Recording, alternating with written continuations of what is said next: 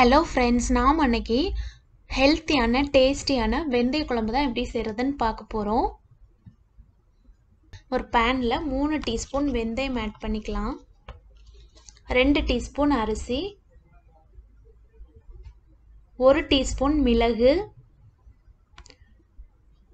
1 teaspoon ஜீரகம் add பண்ணிக்கலாம். Add பண்ணிவிட்டு லோ டு மீடியம் ஃப்ளேமில் நல்லா ட்ரை ரோஸ்ட் பண்ணி எடுத்துக்கலாம். இப்போ நல்லா ரோஸ்ட் ஆகிடுச்சு, நல்லா வாசனையாகவும் இருக்குது. இப்போ இதை நல்லா ஆறுனதும் நல்லா நைஸாக பவுட்ரு பண்ணி எடுத்து வச்சுக்கலாம். ஒரு பேனில் 1/4 கப்பு நல்லெண்ணெய் ஆட் பண்ணிக்கலாம். எண்ணெய் சூடானதும் 1 டீஸ்பூன் உளுந்தம்பருப்பு, 1/2 டீஸ்பூன் ஜீரகம், 1 டீஸ்பூன் கடுகு ஆட் பண்ணிக்கலாம். அது கூடவே 1/4 டீஸ்பூன் பெருங்காயத்தூள், 1 கொத்து கருவேப்பிலை ஆட் பண்ணிக்கலாம்.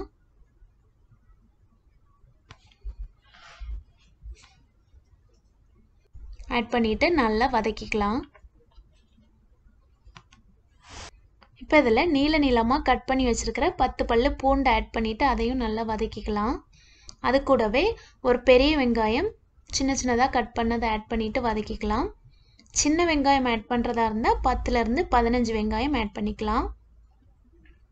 இப்போ ஆனியனும் கார்லிக்கும் நல்லா வதங்கட்டும்.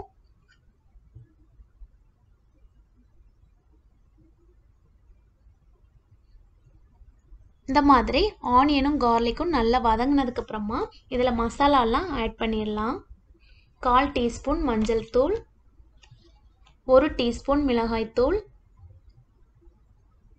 2 டீஸ்பூன் குழம்பு மிளகாய்த்தூள்,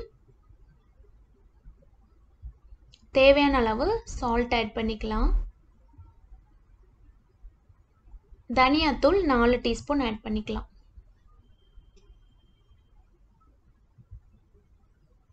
மசாலாலாம் ஆட் பண்ணதுக்கு அப்புறமா நல்லா மிக்ஸ் பண்ணி விட்டுக்கலாம்.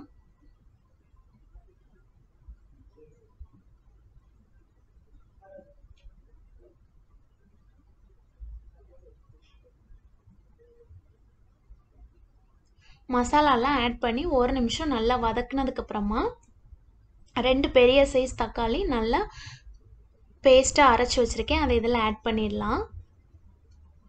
ஆட் பண்ணிவிட்டு அதையும் நல்லா கலந்து விட்டுக்கலாம்.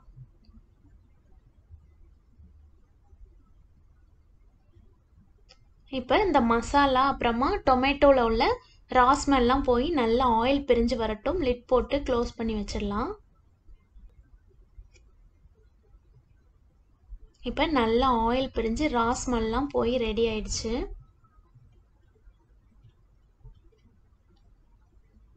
இப்போ நாம் வறுத்து பொடி பண்ணி வச்சுருந்தோம்ல, அதிலிருந்து 1லேருந்து 1.5 டேபிள் ஸ்பூன் பவுடர் ஆட் பண்ணிக்கலாம். ஆட் பண்ணிவிட்டு நல்லா கலந்து விட்டுக்கலாம்.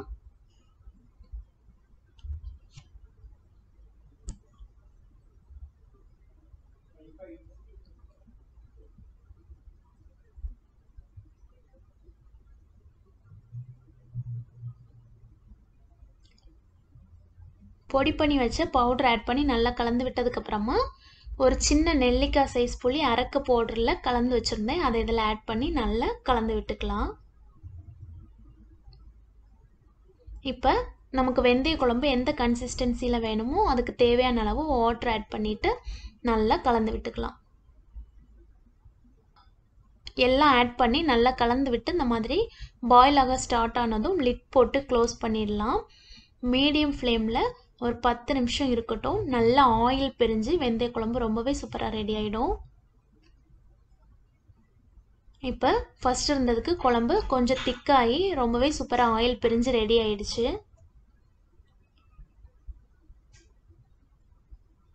இப்போ இதில் 1 டீஸ்பூன் வெல்லம் ஆட் பண்ணிக்கலாம். ஆட் பண்ணிவிட்டு நல்லா கலந்து விட்டுக்கலாம்.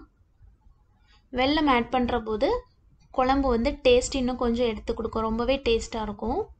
வெல்லம் ஆட் பண்ணதுக்கப்புறமா ரொம்ப நேரம் கொதிக்க விடக்கூடாது, ஸ்டவ் ஆஃப் பண்ணிடலாம்.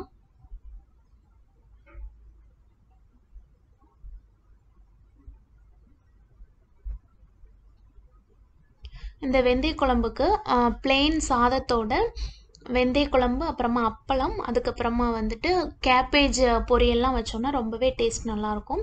இப்போ இதில் கடைசியாக கொஞ்சமாக கட் பண்ணி வச்சுருக்கிற மல்லிக்கீரை ஆட் பண்ணிவிட்டு நல்லா கலந்து விட்டுக்கலாம். ரொம்பவே டேஸ்ட்டாக இருக்கும். கண்டிப்பாக எல்லாரும் ட்ரை பண்ணி பாருங்கள். தேங்க்ஸ் ஃபார் வாட்சிங்.